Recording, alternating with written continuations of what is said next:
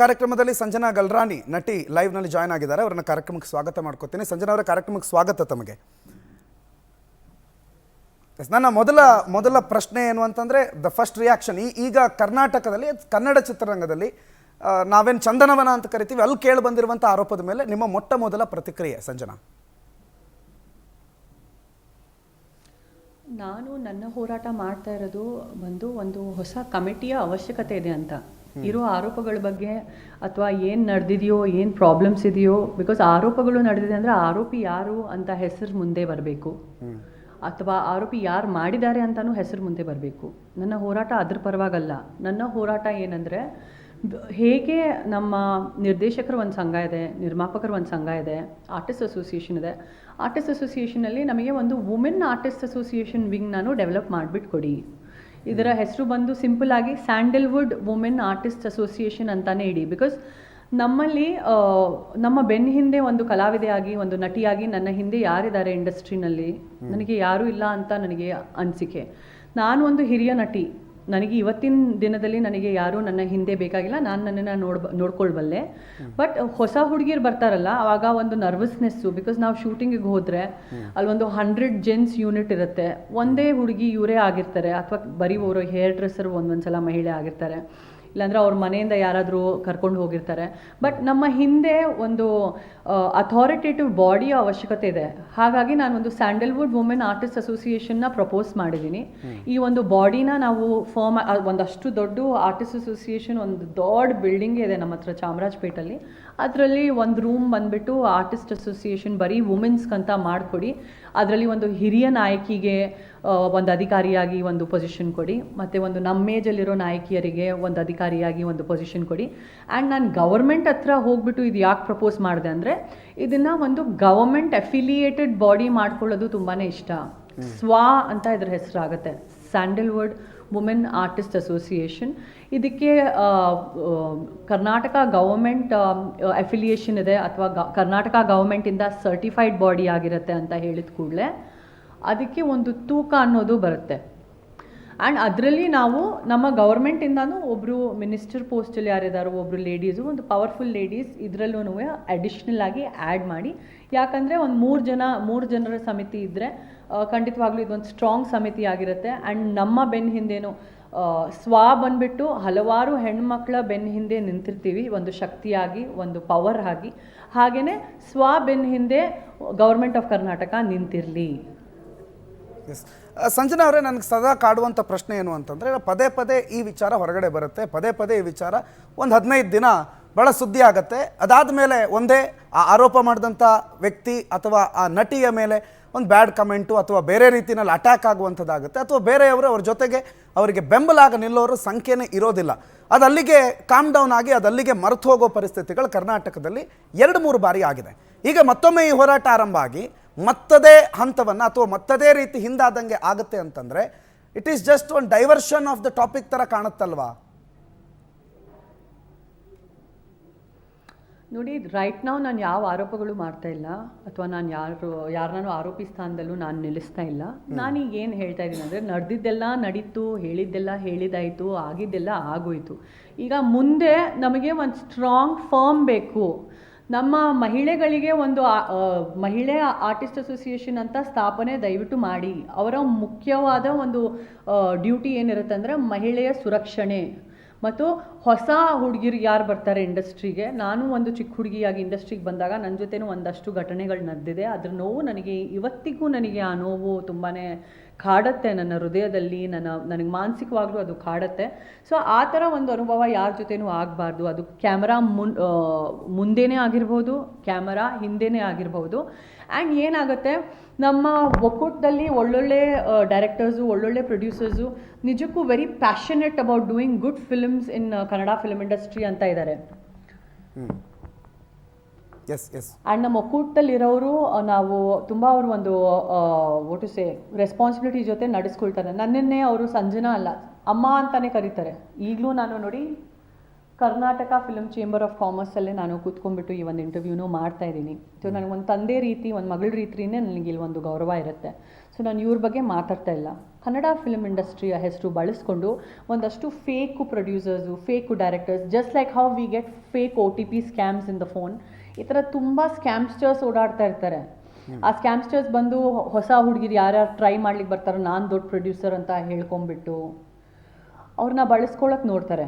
ಈ ಹೊಸ ಹುಡುಗಿರು ಬರ್ತಾರಲ್ಲ, ಪಾಪ ಇವರಿಗೆ ನೋಡಮ್ಮ ನೀನು ಈ ಥರ ಪರಿಶೀಲನೆ ಮಾಡಬೇಕು, ನಿನಗೊಂದು ಫಿಲ್ಮ್ ಆಫರ್ ಬಂದರೆ ಅಥವಾ ನಿನಗೊಂದು ಪ್ರೊಡ್ಯೂಸರ್ ಬಂದರೆ, ಡೈರೆಕ್ಟರ್ ಬಂದರೆ ಪರಿಶೀಲನೆ ಮಾಡೋಕ್ಕಂತ ಸಹಾಯ ಬೇಕಾ? ಅದಕ್ಕೆ SWAA Sandalwood women artist association ನಿಮ್ಮ ಸಹಕಾರಕ್ಕೆ ಖಂಡಿತವಾಗ್ಲೂ ಬರುತ್ತೆ.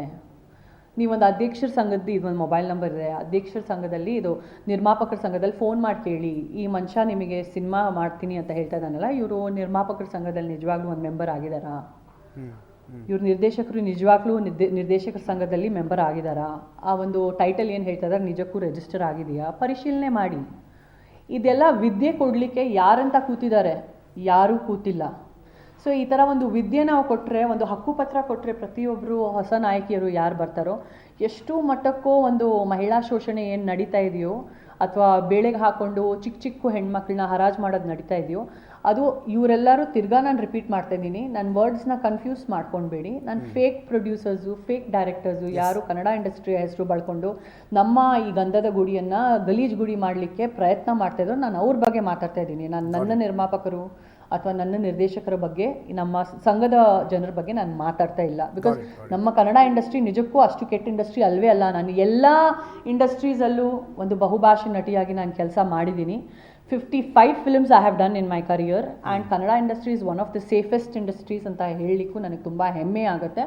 ಒಂದೋ ಎರಡು ಇನ್ಸಿಡೆಂಟ್ಸ್ ಇಲ್ಲಲ್ಲಿ ನಡೆಯೋದು ಪ್ರತಿ ಇಂಡಸ್ಟ್ರಿನಲ್ಲೂ ಸಹಜ. ಬಟ್ ಈ ಥರ ಮಾಲಿವುಡ್ ಇಂಡಸ್ಟ್ರಿನಲ್ಲಿ ನಡೀತಾ ಇರೋದು ನೋಡಿದ್ರೆ ನಿಜಕ್ಕೂ ಹೈರಾಣಿಯತ್ತಾಗುತ್ತೆ, ಹೈವಾನಿಯತ್ತಾಗುತ್ತೆ. ಅಂದರೆ ಈ ಥರ ಜನ ಇದ್ದಾರಾ ಅಂತ ನನಗೆ ಶಾಕ್ ಆಗುತ್ತೆ. ಆ ಥರ ಇಂಡಸ್ಟ್ರಿ ನಮ್ಮ ಕನ್ನಡ ಇಂಡಸ್ಟ್ರಿ ಅಲ್ವೇ ಅಲ್ಲ. ಸಂಜನಾ ಅವರೇ, ಲಾಸ್ಟ್ ಕ್ವೆಶ್ಚನ್ ಟು ಯು. ನಾವು ಆ ಸಮಿತಿ ಅಥವಾ ಸರ್ಕಾರದಿಂದ ಮಾನ್ಯತೆ ಪಡೆದಿರುವಂಥ ಒಂದು ಅಸೋಸಿಯೇಷನ್ ಆಗೋವರೆಗೆ ಯಾಕೆ ಕಾಯಬೇಕು? ಭಾಳಷ್ಟು ಜನ ಹಿರಿಯ ನಟಿಯರು ಇರೋ ಸಂದರ್ಭದಲ್ಲಿ ಸೋಷಿಯಲ್ ಮೀಡಿಯಾ ಅನ್ನುವಂಥ ಸ್ಟ್ರಾಂಗೆಸ್ಟ್ ಮೀಡಿಯಾವನ್ನು ನಮ್ಮ ಜೊತೆಗೆ ನಾವು ಇಟ್ಕೊಂಡು why don't we start the campaign? ಈಗಲೇ ಎಲ್ಲರನ್ನ ಎಚ್ಚರಿಸುವ ಅಥವಾ ಇಲ್ಲಿ ಆಗ್ತಾ ಇರುವಂಥ ಲೂಪ್ ಹೋಲ್ಸ್ಗಳ ಬಗ್ಗೆ ಅವ್ರಿಗೆ ತಿಳಿಸುವ, ಎಜುಕೇಟ್ ಮಾಡುವ ಪ್ರಯತ್ನ ಯಾಕೆ ಸೋಷಿಯಲ್ ಮೀಡಿಯಾದಲ್ಲಿ ನಾವು ಈವರೆಗೂ ಬಳಕೆ ಮಾಡ್ಕೊಂಡಿಲ್ಲ? And why don't we start it at least ನಾವು? ನಾನಂತೂ ಸ್ಟಾರ್ಟ್ ಮಾಡಿಬಿಟ್ಟಿದ್ದೀನಿ. ನನ್ನ ಸೋಷಿಯಲ್ ಮೀಡಿಯಾನಲ್ಲಿ, ಇನ್ಸ್ಟಾಗ್ರಾಮಲ್ಲಿ ನೀವು ತೆಗೆದ್ರೆ ಅದರಲ್ಲಿ ಒಂದು ಹಕ್ಕುಪತ್ರ ರಿಲೀಸ್ ಆಗಬೇಕು ಸ್ಯಾಂಡಲ್ವುಡ್ ವುಮೆನ್ಸ್ ಆರ್ಟಿಸ್ಟ್ ಅಸೋಸಿಯೇಷನ್ ಮೂಲಕ. ಆ ಹಕ್ಕುಪತ್ರನಲ್ಲಿ ಬೇಸಿಕ್ ಹಕ್ಕುಗಳ ಬಗ್ಗೆ ಪ್ರತಿಯೊಂದು ನಾಯಕಿಗೆ ಗೊತ್ತಿರಬೇಕು. ಬೇಸಿಕ್ ಹಕ್ಕು ಅಂದರೆ ಏನು? ನೀವು ಸಿನಿಮಾ ಸೈನ್ ಮಾಡಿದ್ರೆ ಅಟ್ಲೀಸ್ಟ್ ಒಂದು ಲೀಗಲ್ ಅಗ್ರಿಮೆಂಟ್ ಆದರೂ ಹಾಕ್ಕೊಳ್ಳಿ, ಎಷ್ಟು ದಿನದ ಶೂಟಿಂಗ್ ಇದೆ ಮತ್ತು ನಿಮ್ಮ ಸಂಭಾವನೆ ಎಷ್ಟಿದೆ. ಮತ್ತು ಮ್ಯಾಂಡೇಟರಿಯಾಗಿ ನೀವು ನಿಮ್ಮ ಮನೆಯಿಂದ ಒಬ್ಬರಿಗೆ ಕರ್ಕೊಂಡು ಹೋಗೋ ಅಧಿಕಾರ ಪ್ರತಿಯೊಂದು ನಟಿಗೆ ಇದೆ. ನಿಮ್ಮ ಫ್ಯಾಮಿಲಿ ಮಂಚನ್ನ ನೀವು ಶೂಟಿಂಗ್ಗೆ ಕರ್ಕೊಂಡು ಹೋಗಿ. ಅದು ಬೆಂಗಳೂರಲ್ಲೇ ಆಗಿರ್ಬೋದು, ಶೂಟಿಂಗು ಬೆಂಗಳೂರಿಂದ ಹೊರಗಾಗಿರ್ಬೋದು, ನಿಮಗೆ 1+1 ಟಿಕೆಟ್ ಸಿಕ್ಕೋ ಅಧಿಕಾರ ಪ್ರತಿಯೊಂದು ಕಲಾವಿದೆಗೆ ಇದೆ. ನೀವು ಒಬ್ಬರೇ ಶೂಟಿಂಗ್ಗಳಿಗೆ ಹೋಗಬೇಡಿ. ಮತ್ತು ಅದು ಹಗಲಿನ ಶೂಟೇ ಆಗಲಿ, ನೈಟಿನ ಶೂಟೇ ಆಗಲಿ, ಪದೇ ಪದೇ ಹೇಳ್ತಾ ಇದ್ದೀನಿ, ಒಬ್ಬರೇ ಶೂಟಿಗೆ ಹೋಗಲೇಬೇಡಿ. ಸ್ಟಾರ್ಟಿಂಗ್ ಫ್ಯೂ ಡೇಸ್ ಬರ್ತಾರಲ್ಲ, 17 ಇಯರ್ಸಿಂದ 21, 22 ಇಯರ್ಸ್, ಆ ಒಂದು ವಯಸ್ಸು ತುಂಬ ಸೂಕ್ಷ್ಮ. ಆ ವಯಸ್ಸಲ್ಲಿ ಹೇಗೆ ನಡೆಸ್ಕೊಬೇಕು, ನಮ್ಮ ಜೊತೆ ಏನು ನಡೀತಾ ಇದೆ, ನಮ್ಮ ರೆಸ್ಪಾನ್ಸ್ ಹೆಂಗಿರಬೇಕು ಅಂತ ನಮಗೆ ಗೊತ್ತಿರಲಿಲ್ಲ. ನಿಮ್ಮ ಜೊತೆಗೆ ನಿಮ್ಮ ತಾಯಿ ಅಥವಾ ನಿಮ್ಮ ತಂದೆ ಯಾರಾದರೂ ಒಬ್ಬರು ಪಕ್ಕದಲ್ಲಿದ್ದರೆ ಆಬ್ವಿಯಸ್ಲಿ ಎಲ್ಲರಲ್ಲಿ ಒಂದು ಭದ್ರತೆ ಇರುತ್ತೆ, ಓ ಇವರೊಬ್ಬರೇ ಬಂದಿಲ್ಲ. ಸೊ ಈ ಥರ ನಾನಾ ರೀತಿಯ ರೂಲ್ಸು ನಾನು ಒಂದು ಹಕ್ಕುಪತ್ರದಲ್ಲಿ ತುಂಬ ರೂಲ್ಸ್ ಇದೆ, ನಾನು ಎಲ್ಲ ರೂಲ್ಸು ಕೂತ್ಕೊಂಡು ಹೇಳಲಿಕ್ಕೆ ಆಗಲ್ಲ. So Sandalwood women's artist association ಸ್ಥಾಪನೆ ಆದರೆ ಈ ಒಂದು ಹೊಸ ನಾಯಕಿ ಯಾರು ಬರ್ತಾರೋ ಅವ್ರಿಗೆ ಮ್ಯಾಂಡೇಟರಿಯಾಗಿ ಆರ್ಟಿಸ್ಟ್ ಅಸೋಸಿಯೇಷನಲ್ಲಿ ಬಂದುಬಿಟ್ಟು ನೀವು ಮೆಂಬರ್ ಆಗಲೇಬೇಕು. ನೀವು ಮೆಂಬರ್ ಆಗದೆ ನಿಮ್ಮ ಸಿನಿಮಾ ಶೂಟಿಂಗ ಪಯಣ ನೀವು ಸ್ಟಾರ್ಟ್ ಮಾಡಲಿಕ್ಕೆ ನಿಮಗೆ ಹಕ್ಕಿರಬಾರದು ಎಂಬೋ ಒಂದು ರೂಲ್ ಸ್ಥಾಪನೆ ಮಾಡಿ ಅಂತ ನಾನಿಲ್ಲಿ ಕರ್ನಾಟಕ ಫಿಲ್ಮ್ ಚೇಂಬರ್ ಆಫ್ ಕಾಮರ್ಸಲ್ಲಿ ಅವರಿಗೆ ರಿಕ್ವೆಸ್ಟ್ ಮಾಡ್ತಾ ಇದ್ದೀನಿ. ಆ್ಯಂಡ್ ಆ ಒಂದು ಮೆಂಬರ್ಶಿಪ್ ಯಾಕೆ ಇಷ್ಟು ಮ್ಯಾಂಡೇಟ್ರಿ ಆಗಬೇಕಂದ್ರೆ, ಆ ಮೆಂಬರ್ಶಿಪ್ ಜೊತೆಗೆ ಅವ್ರಿಗೆ ಒಂದು ಹಕ್ಕುಪತ್ರ ಸಿಗುತ್ತೆ. ಆ ಹಕ್ಕುಪತ್ರದಲ್ಲಿ the do's and don'ts of this particular artist ನಿಮಗೆ ಗೊತ್ತಾಗುತ್ತೆ. ಅವ್ರ ಸೀಮೆಗಳು ಏನಾಗಿರಬೇಕು. ಆ್ಯಂಡ್ ಇಟ್ಸ್ ಅ ನ್ಯೂಟ್ರಲ್ ಹಕ್ಕುಪತ್ರ. ಇಟ್ಸ್ ನಾಟ್ ಅ ಫೆಮಿನಿಸ್ಟ್ ಹಕ್ಕುಪತ್ರ ವೇರ್ ಬರೀ ನಾವು ಲೇಡೀಸ್ ಸೇಫ್ಟಿ ಬಗ್ಗೆ ಮಾತಾಡ್ತಾ ಇದ್ವಿ, ಜೆಂಟ್ಸ್ ಬಗ್ಗೆ ಕೆಟ್ಟದ್ದು ಮಾತಾಡ್ತಾ ಇದ್ವಿ. ಆ ಥರ ಈ ಹಕ್ಕುಪತ್ರ ಅಲ್ವೇ ಅಲ್ಲ. ಬೇಸಿಕ್ ರೂಲ್ಸು ಇರುತ್ತೆ. ನೀವು ನಿಮ್ಮ ನಿರ್ಮಾಪಕರಿಗೆ ಅದ್ಭುತವಾದ ರೆಸ್ಪೆಕ್ಟ್ ಕೊಡಬೇಕು, ನಿಮ್ಮ ನಿರ್ದೇಶಕರಿಗೆ ತುಂಬ ಗೌರವ ಕೊಡಬೇಕು, ಕರೆಕ್ಟ್ ಟೈಮಿಗೆ ಶೂಟಿಂಗ್ಗೆ ಬರಲೇಬೇಕು, ಇಲ್ಲಾಂದರೆ ಬ್ಯಾನಿಗೆ ಒಳಗಾಗ್ತೀರಾ. ಸೊ ಇಟ್ಸ್ ಎ ನ್ಯೂಟ್ರಲ್ ಹಕ್ಕುಪತ್ರ. ಸೊ ಈ ಥರ ಒಂದು ರೂಲ್ ಬುಕ್ ಇದ್ದಾಗ ಇದು ನಮ್ಮ ಇಂಡಸ್ಟ್ರಿಯ ಒಂದು ರೂಲ್ ಬುಕ್, ನಾವು ಇದ್ರ ಪ್ರಕಾರ ನಡೆಸ್ಕೊಬೇಕು. ನಿಮಗೆ ಯಾರಾದರೂ ಒಂದು ಕೆಟ್ಟು SMS ಮಾಡಿದ್ರೆ, ಏನಾದರೂ ಕೆಟ್ಟು ಒಂದು ಫೇವರ್ಸ್ ಕೇಳಿದ್ರೆ, ಅದಕ್ಕಂತ ಸ್ಯಾಂಡಲ್ವುಡ್ ವುಮೆನ್ಸ್ ಆರ್ಟಿಸ್ಟ್ ಅಸೋಸಿಯೇಷನಿಂದ ನಿಮಗೆ ಒಂದು ಮೊಬೈಲ್ ನಂಬರ್ ಕೊಡಲಾಗಿದೆ. ಅದರ ಅಲ್ಲಿನ ಅಧಿಕಾರಿಗೆ ಅದರ ಒಂದು ಎವಿಡೆನ್ಸ್ ಸಮೇತ, ಅದರ ಒಂದು ಪ್ರೂಫ್ ಸಮೇತ ನೀವು ಕಳಿಸಿದ್ರೆ ಇದರ ವಿರುದ್ಧ ಕ್ರಮ ತಗೊಳ್ಳಲಾಗತ್ತೆ. ಒಂದು ಮೊಬೈಲ್ ನಂಬರ್ ಇರಬೇಕು, ಲೇಡೀಸ್ ಆರ್ಟಿಸ್ಟ್ ಅಸೋಸಿಯೇಷನ್ ಅದು ತುಂಬ ಆ್ಯಕ್ಟಿವ್ ಇರಬೇಕು. 365 ಡೇಸ್ ಅದು ಆ್ಯಕ್ಟಿವ್ ಇರಬೇಕು, 24 ಅವರ್ಸ್ ಅದು ಆ್ಯಕ್ಟಿವ್ ಇರಬೇಕು. ಈ ಒಂದು ಮೊಬೈಲ್ ನಂಬರ್ ಪ್ರತಿ ಒಂದು ಮಹಿಳೆ ಹತ್ರ ಫಿಲ್ಮ್ ಇಂಡಸ್ಟ್ರಿನಲ್ಲಿ ಇರಬೇಕು. ಸೊ ಈ ರೀತಿ ನಾವು ನಡೀದೇ ಇರೋ ಒಂದು ಕೆಟ್ಟು ಹೇಮಾ ಕಮಿಟಿಯ ಏನು ಸಂಘಟನೆ ನಡೀತಲ್ಲಿ ಯಾಕೆ ಫಾರ್ಮ್ ಆಯಿತು ಹೇಮಾ ಕಮಿಟಿ? ಬಿಕಾಸ್ 2017 ಒಂದು ಸೀನಿಯರ್ ನಟಿಯ ತುಂಬ ಕೆಟ್ಟು ರೀತಿಯಲ್ಲಿ ರೇಪ್ ಆಗುತ್ತೆ. ಸೊ ಈ ಥರದ್ದು ನಮ್ಮ ಈ ಗಂಧದ ಗೂಡಿನಲ್ಲಿ ಅದ್ಭುತವಾದ ಕನ್ನಡ ಇಂಡಸ್ಟ್ರಿ ಮೇಲೆ ಯಾವುದು ಕಳಂಕ ಬರಬಾರದು.